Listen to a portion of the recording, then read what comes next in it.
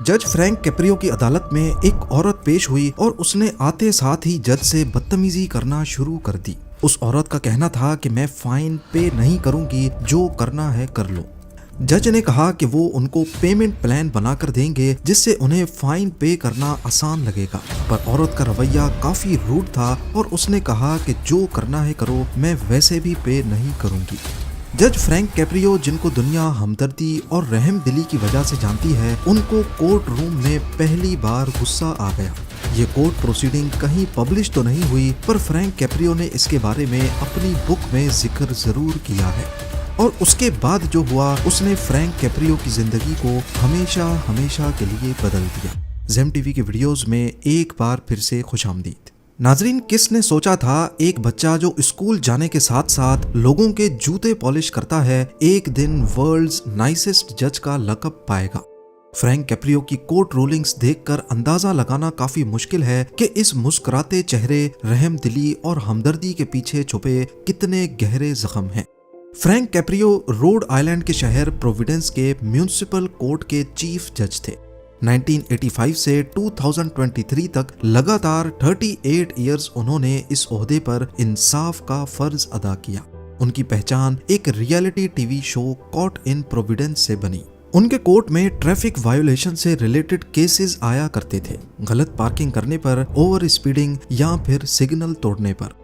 लेकिन Frank Caprio ने तमाम केसेस को हमेशा मुल्जिमान से मजाक करते, मुस्कुराते और उनको फाइन में छूट देकर सुलझाने की कोशिश की। कभी वो डिफेंडेंट्स के साथ आए बच्चों से रूलिंग्स दिलवाते और कोर्ट रूम में मज़ाहिया माहौल बन जाता, तो कभी खुद मुल्जिमान को गले लगाकर उनके दुख दर्द को बांटने की कोशिश करते।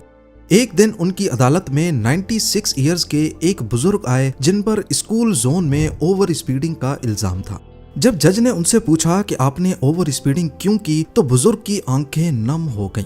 उन्होंने कहा कि वो अपने 63 इयर्स के बेटे को हॉस्पिटल लेके जा रहे थे क्योंकि उसे ब्लड कैंसर है। फ्रैंक कैप्रियो ने टाइम जाया किए बगैर बुजुर्ग को विश किया और बिना फाइन लगाए केस डिसमिस कर दिया। इनका ये खुश मिजाज रवैया सिर्फ अमेरिका में ही नहीं बल्कि पूरी दुनिया में अप्रिशिएट किया गया। यहाँ तक कि दूसरी कंट्रीज के जजेस ने फ्रैंक कैप्रियो को अपना आइडियल भी तस्लीम किया है।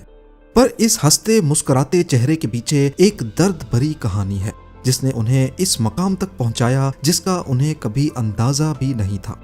2023 में अपनी रिटायरमेंट के बाद उनको कैंसर डायग्नोज हुआ और इसी दौरान उन्होंने अपनी book compassion in the court लिखना शुरू की, जो इसी साल 2025 में पब्लिश हुई है।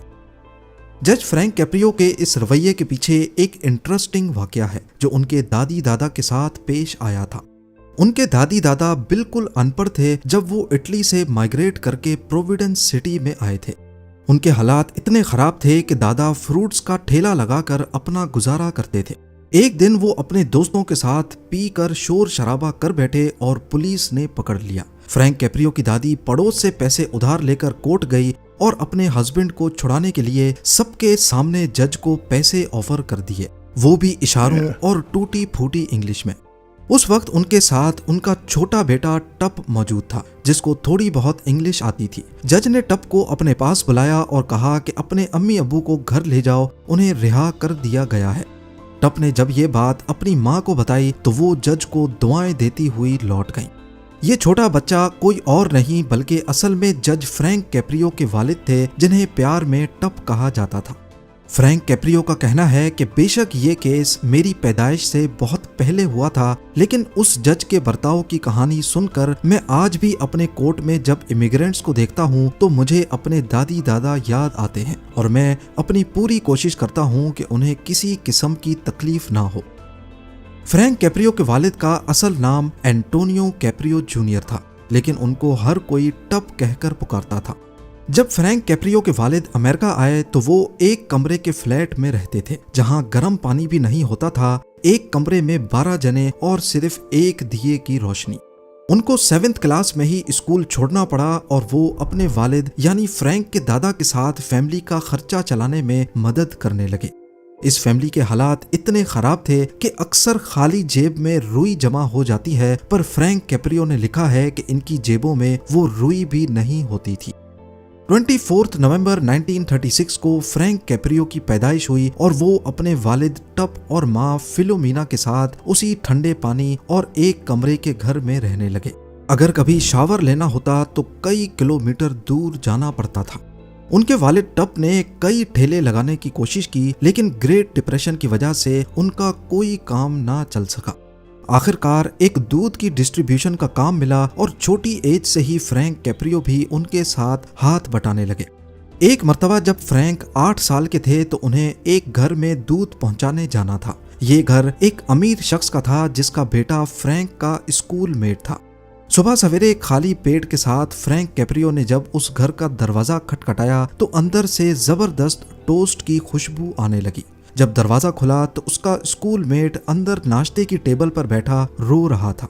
फ्रैंक को लगा कि शायद वो उसे नाश्ते पर अंदर बुलाएगा, पर उल्टा उस वक्त वो अपने बाप से डांट खा रहा था। उसके बाप ने अपने रोते हुए बेटे को फ्रैंक की तरफ इशारा करते हुए बोला कि शुक्र करो तुम नसीब वाले हो, नहीं तो इस लड़के की तरह बर्फ में दूध उठा रहे होते। नन्हे फ्रैंक कैप्रियो को ये बात इतनी बुरी लगी कि 80 सालों के बाद उन्होंने इसको अपनी बुक में हूबहू लिखा है। पर एक बात थी कि फ्रैंक कैप्रियो ने बचपन बेशक बहुत मुश्किल हालात में गुजारा, लेकिन वो अपनी इस जिंदगी से बहुत खुश थे क्योंकि उन्हें तरबियत ही ऐसी मिली थी। हालात इतने खराब थे कि सर्दियों की रात में उनके पास ऊपर ओढ़ने के लिए ब्लैंकेट भी नहीं होता था। दूध वाली कंपनी सिर्फ एक ही ब्लैंकेट देती थी और वो दूध पर डाला जाता था ताकि वो फ्रीज ना हो जाए। रात को वही ब्लैंकेट फ्रैंक कैप्रियो और उनका भाई आपस में शेयर करते थे। अब क्योंकि उस ब्लैंकेट पे दूध की क्रीम लगी होती थी तो रोजाना चूहा आता था उस क्रीम को खाने के लिए और फ्रैंक कैप्रियो को बहुत डर लगता था। 16 साल की उम्र में एक दिन फ्रैंक कैप्रियो के वालिद ने उनके कंधे पर हाथ रखा और कहा कि तुम एक दिन लॉयर बनोगे, लेकिन मेरी बात याद रखना कि गरीबों से फीस नहीं लेना। उस वक्त फ्रैंक हाई स्कूल में पढ़ते थे और गुजारा करने के लिए पार्ट टाइम में बहुत सारे काम करते थे। अपने वालिद के साथ मिल्क डिलीवरी मैन का काम, न्यूज़पेपर बांटना, एक बॉलिंग अले में पिन्स लगाने का काम, रेस्टोरेंट में वेटर और यहाँ तक के रोड किनारे बैठकर लोगों के शूज पॉलिश करके भी उन्होंने अपने खर्चे चलाए। हाई स्कूल के बाद उनको प्रोविडेंस के ही एक कॉलेज में एडमिशन मिल गया। उस दौर में गरीब खानदान के लिए कॉलेज तक पहुंच जाना भी बहुत बड़ी बात होती थी। उनके 45 कजन्स में से फ्रैंक कैप्रियो दूसरे थे जो कॉलेज तक पहुंचे थे। कॉलेज के आखिरी साल में उन्होंने बॉस्टन लॉ यूनिवर्सिटी में अप्लाई किया जो कि उनका सपना था, लेकिन इस यूनिवर्सिटी में पढ़ने का मतलब था कि उनको अपनी सारी पार्ट टाइम जॉब्स छोड़नी पड़ेंगी और अगर ऐसा करना पड़ा तो फिर गुजारा कैसे होगा। उनका उस यूनिवर्सिटी में एडमिशन भी हो गया, लेकिन फ्रैंक अच्छी तरह जानते थे कि उनके माँ बाप इस यूनिवर्सिटी का खर्चा नहीं उठा पाएंगे।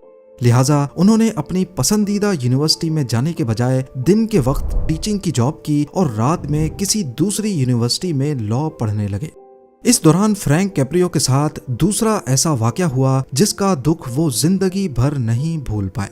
एक दिन लॉ कॉलेज से वापसी पर उनके एक क्लासमेट ने उनको घर तक लिफ्ट दी। फ्रैंक एक क्लैप बोर्ड अपार्टमेंट में रहते थे जिसकी हालत बाहर से बहुत खराब थी। फ्रैंक के क्लास फेलो ने उनका घर देखकर कहा कि अगर तुम कामयाब लॉयर बनना चाहते हो तो तुम इस तरह के घर में नहीं रह सकते। उस वक्त फ्रैंक को बहुत बुरा लगा, पर उन्होंने उसका जवाब दिए बगैर थैंक यू बोला और चलते बने। पर वो ये बात जिंदगी भर नहीं भूल पाए। लॉयर बनने के बाद उन्होंने पॉलिटिक्स में भी कदम रखा और एक मर्तबा वो अटॉर्नी जनरल के इलेक्शन में भी खड़े हुए, लेकिन मुखालिफ पार्टी ने उन पर ऑर्गेनाइज्ड क्राइम के झूठे इल्जामात लगाकर उनका पत्ता काट दिया। इसके बाद वो वापस अपनी लॉ को प्रैक्टिस करने लगे। एक दिन फ्रैंक कैप्रियो लंच कर रहे थे, तभी अचानक उनको सिटी के मेयर की तरफ से एक फोन कॉल आई। उन्होंने फ्रैंक को बताया कि प्रोविडेंस के 3 म्युनिसिपल कोर्ट जजेस में से एक का ट्रांसफर हो गया है और अब एक सीट खाली हो गई है। फ्रैंक को समझ नहीं आया कि मेयर ये बात इस वक्त उन्हें क्यों बता रहे हैं, जिस पर मेयर ने कहा कि मुझे लगता है कि इस पोस्ट के लिए आप बिल्कुल परफेक्ट रहेंगे। फ्रैंक ने इससे ज्यादा खुशी का लम्हा पहले कभी नहीं देखा था। ये सिर्फ फ्रैंक के लिए ही नहीं बल्कि उनके माँ बाप दोनों के लिए एक प्राउड मोमेंट था। फ्रैंक कैप्रियो रेसलिंग के चैंपियन भी रह चुके थे और जब भी उनका मैच होता तो उनके वालिद टप हमेशा उनका मैच देखने मौजूद होते थे। ऐसे ही जब फ्रैंक जज बने तो पहले दिन उनकी कोर्ट प्रोसीडिंग्स देखने के लिए भी टप वहां मौजूद थे। पहला केस एक औरत का था जिसके जिम्मे कई $100 के पार्किंग टिकट्स थे। उसने आते साथ ही जज फ्रैंक कैप्रियो से बदतमीजी करना शुरू कर दी। उसने कहा कि मैं ये फाइन पे नहीं करूंगी, मेरे बच्चे हैं और मुझे उनका खर्चा भी उठाना होता है। जज फ्रैंक कैप्रियो ने उन्हें पेमेंट प्लान पर डाल दिया, यानी अब वो किस्तों में पे कर सकेंगी। लेकिन वो औरत बहुत अकड़ रही थी और कहा कि बेशक आप जो भी करो मैं पे नहीं करूंगी। पहले ही दिन जज फ्रैंक कैप्रियो को गुस्सा आ गया और उन्होंने उसकी कार पर बूट लगवाकर केस को डिसमिस कर दिया, यानी अब उसकी कार तब तक नहीं चल पाएगी जब तक फाइन की अदायगी नहीं होगी। कोर्ट सेशन के बाद टप ने फ्रैंक को बहुत डांटा। उन्होंने कहा कि वो औरत अब अपने बच्चों को स्कूल कैसे छोड़ने जाएगी या ग्रोसरीज कैसे लेने जाएगी। पहले ही दिन टप के माथे पर शिकन था और वो खुश नहीं थे। ये दिन फ्रैंक कैप्रियो की जिंदगी का टर्निंग पॉइंट साबित हुआ। उसके बाद उन्होंने फैसला किया कि अगर किसी भी डिफेंडेंट के खिलाफ फैसला देना होगा तो पहले ये जानेंगे कि इस फैसले से उनकी फैमिलीज पर क्या असर पड़ेगा। उनका कहना था कि बाप की उस डांट ने उन्हें वो सिखाया जो वो 5 साल लॉ कॉलेज में भी नहीं सीख पाए। इसके बाद जज फ्रैंक कैप्रियो ने डोनेशंस का फंड बनाया जिसको अपनी मां का नाम दिया फिलोमिना फंड। इस फंड से उन जरूरतमंदों की मदद की जाती जो फाइन्स पे नहीं कर सकते थे। जज फ्रैंक कैप्रियो की शोहरत कॉट इन प्रोविडेंस नामी एक टीवी प्रोग्राम बना। इसके पीछे की कहानी ये है कि जज के भाई जो को वीडियो शूट करने का बहुत शौक था। वो मुख्तलिफ चीजों की वीडियोस बनाते थे, पर वो हमेशा किसी अच्छे सीन को कैप्चर करने की तलाश में रहते थे। एक दिन उसको किसी ने आइडिया दिया कोर्ट रूम की प्रोसीडिंग्स को रिकॉर्ड करने का। जज फ्रैंक कैप्रियो इस आइडिया के बहुत खिलाफ थे, लेकिन जो ने कैसे भी करके उनको मना दिया। इस शो का नाम कॉट इन प्रोविडेंस रखा गया जो लोकल केबल टीवी पे चलता था। जज होने की वजह से फ्रैंक कैप्रियो बदले में कोई फीस भी नहीं ले सकते थे। पहले ये शो सिर्फ लोकल टीवी पे चलता था, लेकिन सोशल मीडिया आने के बाद इसकी कॉपीज इंटरनेट पर भी अपलोड हुई और अब इन प्रोसीडिंग्स को पूरी दुनिया में देखा जाने लगा। इस तरह जज कैप्रियो अपनी रहमदिली और हमदर्दी से न सिर्फ प्रोविडेंस के लोगों में बल्कि पूरी दुनिया के लिए नाइसेस्ट जज के रूप में मशहूर हो गए। 38 सालों तक इस ओहदे को संभालने के बाद जनवरी 2023 में जज फ्रैंक कैप्रियो ने रिजाइन कर दिया। इसके कुछ महीनों के बाद उन्होंने दुनिया को बताया कि वो कैंसर जैसी बीमारी से फाइट बैक कर रहे हैं। 20 अगस्त 2025 को उन्हें हॉस्पिटल बेड पे देखा गया और वीडियो में वो अपने फैंस से दुआओं की अपील करते देखे गए। उसके अगले दिन 21 अगस्त 2025 को वो इस दुनिया से हमेशा हमेशा के लिए चले गए। अपने पीछे उन्होंने कोर्ट रूम की वो यादें छोड़ी हैं जिनसे हमें हमदर्दी, मेहरबानी और इंसाफ के साथ साथ गुस्से पर काबू पाने का सबक मिलता है।